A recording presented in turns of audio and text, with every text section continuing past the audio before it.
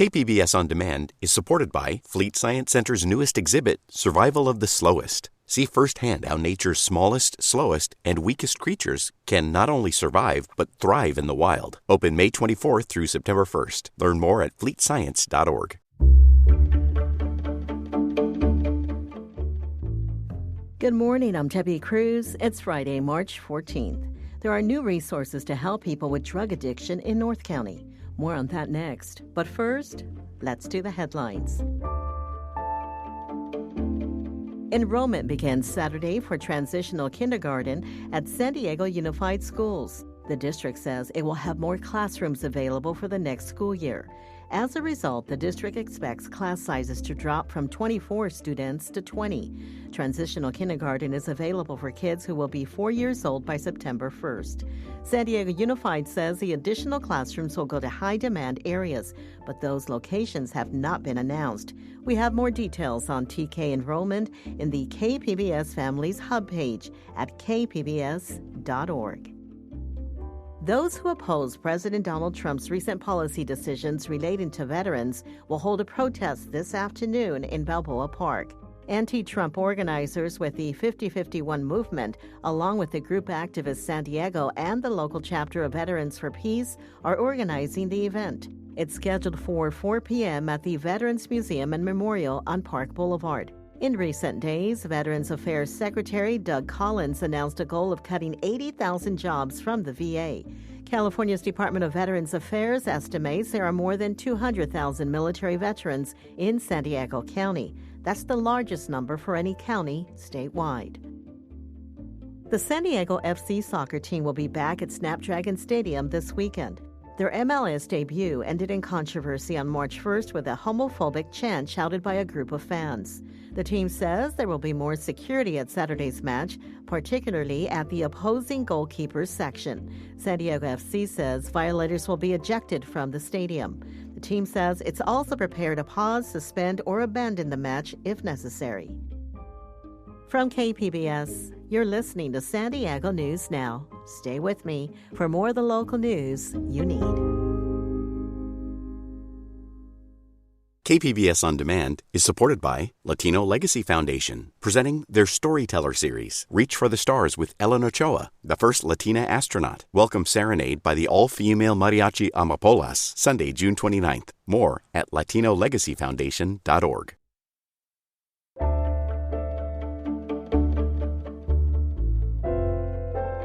North County now has more beds for people to detox from drugs and alcohol addiction. A 32-bed program opened this month in Escondido. Reporter Alexander Nguyen tells us it's much needed in the area.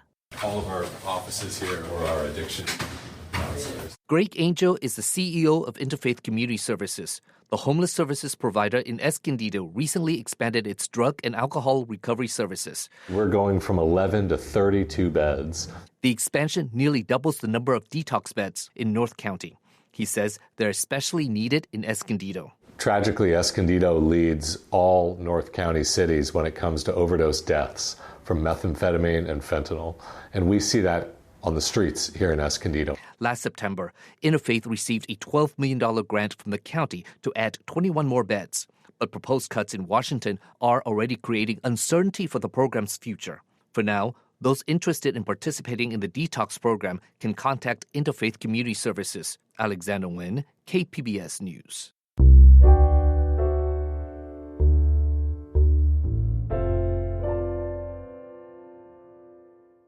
Vista's Moonlight Amphitheater usually hosts concerts, plays, and holiday light shows. But this Saturday, it will make history by hosting the first licensed cannabis event in San Diego County. Tanya Thorne says Vista has been a trailblazer in legal cannabis sales for years. Not all cities have welcomed the cannabis business with open arms, but the city of Vista has. I think Vista is really going to be kind of the flagship when it comes to cannabis in San Diego County. Since we were at the tip of the spear when it came to legalization, we were able to get the best dispensaries, the best brands, and the best people to really invest within our city, and they've really become a part of the fabric of our community. Joe Green is a former Vista City Council member. He helped pass cannabis-friendly regulations in the city. As a result, Farmers Cup is going to be the first ever legal cannabis consumption and retail event in the county of San Diego. The Farmers Cup will be the first cannabis event on public property, where cannabis can be purchased and consumed. Before the Farmers Cup, all events were held on private property. But before we give you the details of the event, let's walk you through how Vista got here. Vista has really been a pioneer when it comes to how we allocate the cannabis revenue. We're not necessarily trying to line the city's pockets with this revenue. We want to give back to the community. The sales tax on cannabis has raised $5 to $7 million a year for Vista's budget. The revenue pays for sheriff's deputies, park rangers, and youth scholarships. So whether you're looking to play Pop Warner football, you want to play soccer, you want to play baseball, or maybe you're a kid who's in band, who can't afford to get an instrument at your school, the City of Vista has a scholarship program with cannabis funds allocated just for families that need scholarships for their children. Before cannabis was legalized, Green says there were 21 illegal dispensaries in Vista. We have 0 illegal dispensaries. Legalizing this allowed us to make it more safe for our community. All products are tested, all products are taxed, and all revenue goes back to your community for positive change, which is what it's all about. Legalizing was one thing. Normalizing cannabis use was next on the list, and that included an event. It's something Josh Caruso, the CEO of Farmers Cup, had been trying to do since 2018. I called every single municipality from National City down up there by Humboldt County, and every single one of them told me, we're not ready. We don't know what you're trying to do. It sounds crazy. Some of them even hung up on me. They thought it was a joke. And finally, I called Vista, California. Vista was the only city to give the green light to host the first ever licensed cannabis event. But what does that even mean? This is a public event on public property, city-owned property specifically, that changed the law within their own city to allow cannabis consumption. That means we can smoke cannabis and use cannabis products on this property legally without anybody saying anything about it. Vista Sheriff's deputies will be there but won't care about cannabis use. Caruso says this is a game changer for cannabis culture. For this point that we can do this legally in public, it is a stepping stone for our whole culture here. And we're going to have everybody come together from all ages. 21 and up is allowed. But we've had a lot of the senior community excited about this too. I think some of the misconceptions is that people are just using it recreationally just to get high, but it's beyond that, you know. Sahara Burness is the operations manager for Cake House Vista, one of the first dispensaries to open in the city. You know, people are using it for their ADHD, they're using it for pain management. We have a large senior community who comes in and purchases items for, you know, their aches and pains. We have cancer patients. Cake House will be the cannabis sponsor for the event. 5 years ago, you couldn't go somewhere and shop in a safe environment. So we're so blessed to be a part of this, where you can go to an event and it's safe, you know what you're buying, you know what you're getting. Event organizers say they want to break new ground. Other city and county officials will be watching how it turns out. We're looking at making and taking these events to other cities across California and across the nation. So it's an educational event, it's a fun event, it's music if you like to dance and have a great time, and we really think that this is just the first event of many to come. The festival includes an award ceremony for a cannabis competition, musical performances, and food trucks. The cash-only event is 21 and up and starts at 11 a.m. at Moonlight Amphitheater in Vista. Tickets are required for entry. Tanya Thorne, KPBS News.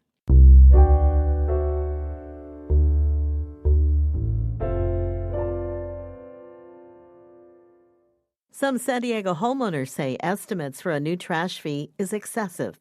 iNewsSource reporter Crystal Niebla explains how they can stop it. Proposition 218 requires property owners to approve a new fee or rate increase for a city service. Here's how it will work for San Diego. Impacted property owners will receive a letter from the city in the mail before the council can vote on a trash fee. Owners will then have to sign off on whether they want to formally reject the fee. If more than half of owners submit this form, the council cannot implement a trash fee. So far, there is no official proposed charge. The council will discuss options on a meeting this month, followed by a potential vote in June. For KPBS, I'm a news source reporter, Crystal Niebla. The city has now rescheduled the public hearing for April 14th. iNewsSource is an independently funded nonprofit partner of KPBS. This story is part of our Public Matters partnership. To find out more, go to kpbs.org/publicmatters. The Transportation Security Administration at San Diego International Airport is accepting a new mobile form of identification. Melissa May tells us about new technology at the airport's security checkpoints. You can now upload your Real ID to your smartphone and use it to go through security at the San Diego International Airport. Lori Dankers is a TSA spokesperson. She says the new option even works with smartwatches. The basic information that TSA needs during the identity verification process is transmitted, and at the same time, a real-time photo of the traveler is taken by our equipment. Using facial matching technology, we're able to compare the facial features of the traveler in front of us against the facial features on the driver's license. You can access the mobile driver's license portal in your Apple, Google, or California DMV wallet. Starting May 7th, air travelers over 18 can expect delays if they don't have a Real ID. Melissa May, KPBS News. The San Diego State women's basketball team is heading to the NCAA tournament. They'll find out where they're going and who they're playing as part of Selection Sunday. The Aztec women clinched a spot by winning the Mountain West tournament for the first time in 13 years, Wednesday night in triple overtime.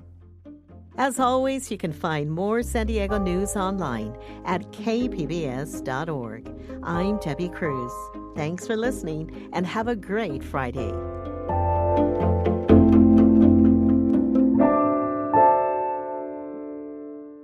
KPBS On Demand is supported by the San Diego County Toyota dealers, presenting the new 2025 Camry with refined design and performance. Visit your local Toyota dealer to learn more about all the features the new 2025 Camry offers. The San Diego County Toyota dealers. We make it easy.